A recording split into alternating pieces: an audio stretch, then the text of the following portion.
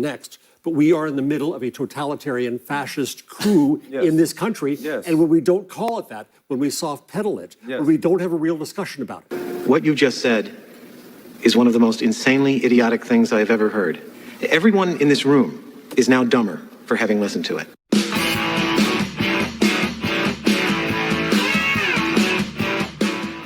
What's up, everybody? Welcome back to Opinions Varied. It's Opinions with an A. Please like, share, and subscribe. Hit that like button for me. And if you're new, welcome. Hope you stick around. We have CNN into a full unhinged meltdown over Jeff Bezos, the owner of the Washington Post. He also owns Amazon. He also owns Blue Origin, which is competing with Elon Musk and SpaceX. But Jeff Bezos has switched the Washington Post because he's probably tired of losing money. He's probably tired of paying it out of his own pocket just to keep the paper afloat. He's switching it from basically a leftist rag into something maybe more even, more fair-minded. And he wants the opinion section especially to go from what it is now, which is basically TDS 24/7, to saying we're going to focus on personal freedoms and liberties and stuff like that. And what's the other thing right here? Personal liberties and free markets. That's what Jeff Bezos wants to talk about now in the Washington Post. And it's caused a couple of people on there to resign. Who cares? Good riddance. Go find another job. There's plenty of leftist rags for you to work at. Let's get into the CNN segment where the panel's going to flip out about it and just go on complete hyperbolic diatribes like that one. And Scott Jennings will check them. And then at the end, stick around because we have a segment where Scott Jennings is just going to dismantle these people because he can, because it's that easy. So you ready for this? Let's go. It's a ridiculous word game that's going on here. I mean, who doesn't believe in individual liberties? Who doesn't believe in free markets? Democrats. Until a month ago, we lived in a democracy and capitalist country. Now we're in an oligarchy and a plutocracy, and things have changed. Talk about projection. Democrats don't believe in any of those things anymore. Maybe they used to. They certainly don't believe in those things now. So for him to say that this is all about individual liberty and free markets is rather like being fair and balanced, if you remember that phrase from another network. It's meaningless. It's vacuous. It means absolutely nothing. No, what it means is that you now aren't going to run the gauntlet on the Washington Post, that maybe you'll get some other people speaking on there, and maybe you don't like that because, once again, like I said, you guys are the ones that don't believe in any of that. You don't want the other side to have a say, and you're mad that you've lost complete control over it at this point. You're losing it day by day, more and more. It's going to be against those things. So clearly he's signaling that he's going to use these kinds of made-up words to say, I'm with Trump. And as you said, it's his paper. He owns it. He can drive it in the ground, which he's doing, having lost 300,000 subscribers after not endorsing Kamala Harris. It's his choice. He just said the quiet part out loud. Oh, he didn't endorse Kamala Harris like we told him to, so he's driving the paper into the ground. 300,000 people left because they expected him just by rote to endorse Kamala Harris. That's the problem, moron. But it's an important institution in this country that he's destroying. So Marty Baron, who was he's destroying it by letting it go into more of a free market and personal freedom type of direction instead of just what you want. The editor of the paper when Jeff Bezos first bought it, and I worked under Marty Baron for years. He was not an anti-Jeff Bezos person. In fact, they worked extremely closely together. Here's what he said to the Daily Beast today. He said, there's no doubt in my mind that he's doing this out of fear of the consequences for his other business interests, Amazon, the source of his wealth, and Blue Origin, which represents his lifelong passion for space exploration. He has prioritized those commercial interests over the Post, and he is betraying the Post's longstanding principles to do so. You can't not take that seriously as a... I don't take it seriously because maybe he just wants the Post to maybe turn a profit. You know, it's a business. See, Abby Phillips, I know you guys on the left don't understand that businesses are there to make money. He's not there to run the Washington Post and to pay $70 whatever million out of his own pocket every year to keep it afloat, see? And that's what's happened because he's talking to an echo chamber in the paper every day. And a lot of those people have tuned out because all the stuff you guys talk about for the past 10 years about Trump turned out to not be true and people are sick of your lies. Possibility here. No, of course. I mean, this is what's going on. Billionaires have too much control over our media and are bringing their business concerns into our media. He can, as far as the human right of an owner to do whatever, but this is an incredible responsibility, or at least we used to think about it that way, to own an important piece of the media, a legacy piece of media. To treat it this way is to use it to... Well, it's a commodity. Treat it what way? To let it be fair and balanced? To let both sides of the aisle have a say? Is that what you're talking about? This is incredible. It's another business that is being used as leverage in an effort to protect his other businesses. Well, I'm interested in a couple of comments. That's just an assumption. You're making that up out of thin air. You have no proof of that. You said it was destroying the newspaper because they failed to endorse Kamala Harris. Right. I mean, what does that say about a newspaper that you have to endorse a certain political party and for it? That's not the way it happened. What happened was that the editorial board had an editorial done and ready, and that was the process. Right. And then suddenly to say, well, now we're not going to endorse. They've endorsed other things since. It was the process by which it went under there. What process? Yeah, they did it, and he changed his mind. What are you talking about? The process. That's what they didn't like, that he changed his mind and said, no, we're not going to endorse her. You know why? Because I think she's awful. Really? That's what it is you didn't like about it? And there's other things going on. Constantly in the paper, I now use the hashtags Broken Times and Broken Post. The headlines in both papers, I think, are constantly off, constantly trying to soft pedal what's going on. You're not going to like what I'm saying next, but we are in the middle of a totalitarian fascist coup in this country. And when we don't call it that, when we soft pedal it, when we don't have a real discussion about it, at least here, because it's not a real discussion. You're out of your mind. And like Scott Jennings, you just laugh at these people now. You just laugh at them. Like, what are you talking about? You have no proof of anything you're saying. You're just throwing things out there to say, it's all these hyperbolic words, it's totalitarian, authoritarian, all this stuff, dictatorship, king. It's all nonsense. I could say those words. We can have that discussion, but you will not see those words in the New York Times or the Washington Post. So, Jeff, if we were being honest, there should be a breaking news banner on CNN and MSNBC all day long. Yes. We are in dictatorship right now. There basically is, and that's why your ratings are in the toilet. Let me just say, from the perspective of free speech, right? You disagree with what he just said. Yes. But he has the right to say it. Of course. I'm not sure that he would have the right to say that in the pages of the Washington Post. Well, are you freaking kidding me, Abby Phillips? They've been saying them in the pages of the Washington Post for the past how many years, and that's why nobody's reading it anymore, because they're tired of it. It's basically a cartoon at this point. That seem problematic? Well, my second point was going to be that I think the categories of personal liberty and free markets are quite broad.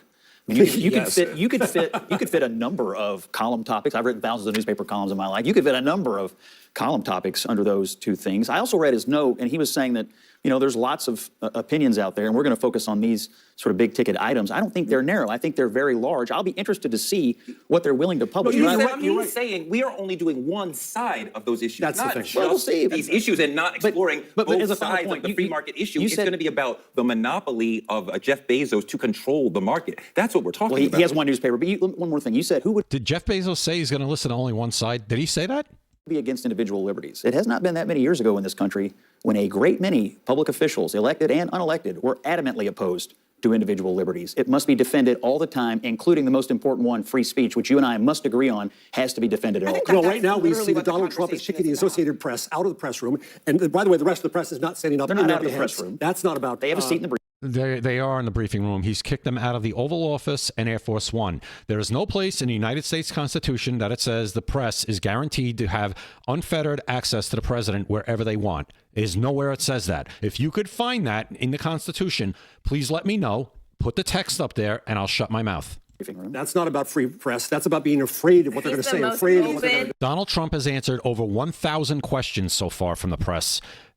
I mean, 10 times of what Obama did and probably 50 times of what Biden did at this point in their presidency. So to say that Donald Trump sits there for hours answering every day these people's questions, he doesn't turn down one. Honest president. It is so not. That's ridiculous. Look at what we experienced the last 4 years. Are you kidding?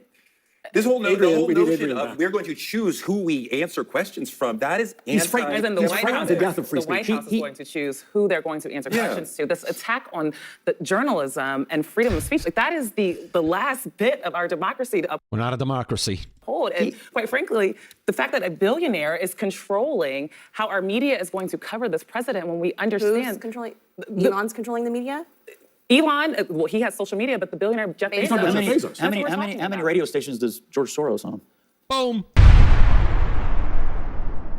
Listen, Here's the thing. but George Soros is Hold on a actually second. okay with different opinions. There are more information sources than ever. We have the most democratized media that we've ever had. We have more people than ever that have access to disseminating information. Guys, It's not a bad thing. one person at It's a not a time. bad thing. And look, he has one paper. There's lots of newspapers. There's lots of ways to get information right now. I think what's going on here is... So are you agreeing? I mean, I think that what they're saying Yeah, here comes Abby Phillips to try to rescue all these idiots, but she can't. over here is that Jeff Bezos is actually moving the paper ideologically in a particular direction. It sounds like you're saying that that is what he's doing because he's trying to create a niche for the Washington Post. What I read... Maybe he is. Wow. As I said, what was it? Ben Stiller in Meet the Parents? In some crazy scheme to maybe turn a profit? Maybe he is Abby Phillips. Wow. Wouldn't that be something? Yes, I agree that he's trying to carve out a niche for that opinion page, which may not be a terrible business idea, and I don't know what direction he's going to move it. But these two big topics are vital topics. It's ridiculous. It's not a niche You at know, all. but you know what's interesting about what he said was that he didn't define really what he meant by those topics, but he said any opinions that are in contradiction to them cannot be printed in the newspaper. He thinks he's coming up with a niche, though, has- Abby. he What's has the Wall set Street some Journal? boundaries. What's Rupert Murdoch? Will Lewis, who's the head of the company now, and Matt Murray, who's the editor, are both Murdoch trained. This is kind of a quiet, subtle takeover of the Murdoch world here. So it becomes another New York Post, Fox News, and Wall Street Journal. And, you know, Is that what the problem is? Like I said, you're losing your grasp on it. That's what it is? That's what it is for you. You've lost your grasp on the narrative. You're not running roughshod over everybody now. that's okay. He owns it. He can do what he wants. But as far as I'm concerned, it's my opinion, that destroys the institution. And it's one of the few we have left. If he told us that he was moving rightward because he thought that was a good business model or that fits where the country is, we could listen to that. I think that is what he's saying, though. No, he's saying, I'm You're doing saying this for explicit my terms. business. All right, so you heard that craziness. Absolutely incredible. Right, they lost their hold on the narrative. You have more of the media now maybe going center to the right because they realize this leftist, this lunacy isn't working. Look at the ratings of MSNBC. Look at the purge at these networks. Look at all of them. Lester Holt gone at NBC. What just happened at MSNBC with Joy Reid and that whole shuffling of that deck, shuffling the chairs on that Titanic. I mean, this is what it is. So, yeah, maybe Jeff Bezos is saying, you know what?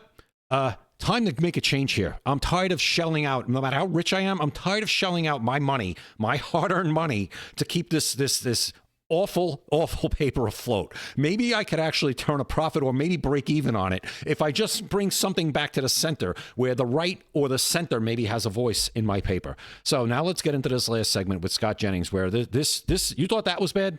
Wait till you see this one. Be real for a moment that Doge is not about cutting money, right? It's not about spending. It's about shrinking government so that it'll be too small to stop Trump with whatever else is in this plan. Why would the government stop? Makes absolutely no sense. They call Trump this, a king, a dictator, a this, a that. I don't know any king, dictator, or authoritarian that wants to shrink the size of government. He's saying it's because, that way the government will be too small to go against Trump. It is such a ridiculous premise. Trump. Isn't he the head of the government? You're saying the government would be too small to stop Trump. If Trump's the president, why would the government, the bureaucracy, be actively trying to stop him? Sounds like an insurrection to me. Because they he want is to uphold shredding the the Constitution. Constitution and creating an authoritarian dictatorship. That's why. No matter who is in office, I'm going to hold them accountable. But more importantly, I'm going to make Sure. Okay. sure the government is working for the American people. Both of you all made an interesting point, which is that your view is that Trump is shredding the Constitution. I'd like to hear more about that. But that it seems to me that you all both believe that the unelected part of our government, the bureaucracy, has a responsibility to resist the political leadership. Is that your view? That's not actually Look, she's looking at him saying, is that our view? Is that's what we're saying or no? what Not we at all said. We what I said they are said. Yeah, it is. upholding the Constitution, the principles of the Constitution, and at times How we is have Trump seen. shredding the Constitution? My God, he's like, should Look at be it again. God, I mean, help me. Somebody help me, please. I'm getting asked a question about the ridiculous statement I just made, and I really don't have an answer because I was just making a ridiculous statement for the sake of making a ridiculous statement on CNN because I usually can do that on CNN and not get checked. But this time I am. So somebody please help. We have to believe in give the you a balance of civics power, lesson Scott. that we have. I don't know, we put all power in the executive How is branch. holding the The government- legislative branch, the FBI. Now we're in control of the military. We're Yes. silencing media. Commander-in-Chief. This As every president is in control of those things. is what you military. do It's a in a great part of the dictatorship. Are This you is not. suggesting that the president is not the commander-in-chief of the military? I'm suggesting that the president is going to put in charge somebody who is going to contravene the Constitution. And at some near point, this conversation will look very silly for you because it will be obvious. And right now, you're See, Scott Jennings just laughs at these people now. gaslighting. he's gonna but when we put- get to the actual He's rubber gonna on the put- road of I'm this, sorry. it will be clear. I'm interested in this conversation. He's going to put someone in charge who will contravene the Constitution. Like who? What do you mean by that? The president is in doesn't charge know of the what he means. military, is he not? You said he's going to put someone in charge of the The military? president is in charge of the military. That is Here comes Abby Phillips to the rescue again. She's going to try. how it works. He was elected president. We, according to the Constitution, vest all executive authority in a president.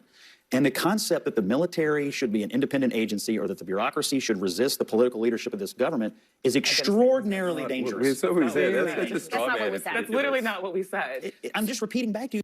Actually, it is literally what you said. You want them to check the president.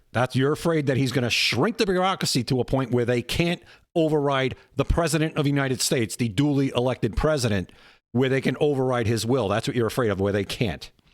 So that lesson here, just because you have like this crazy haircut and you wear glasses doesn't make you smart, okay? It just doesn't. And I don't care where you went to school and any of these people, right? As 𝐬𝐮𝐬𝐫𝐿 says, your academic pedigree doesn't outweigh the strength of my argument, okay? So we have that. So that was completely unhinged CNN. We haven't done one, I guess, in a few videos, so glad to get back to it. Glad to see nothing's changed on Abby Phillip show. Glad to see Scott Jennings seems to be enjoying himself, and I'm sure there'll be more in the future. So please, again, hit that like button for me if you're new. I hope you stuck around. Please subscribe, and we'll see you next time right here at Opinions Vary. Opinions vary.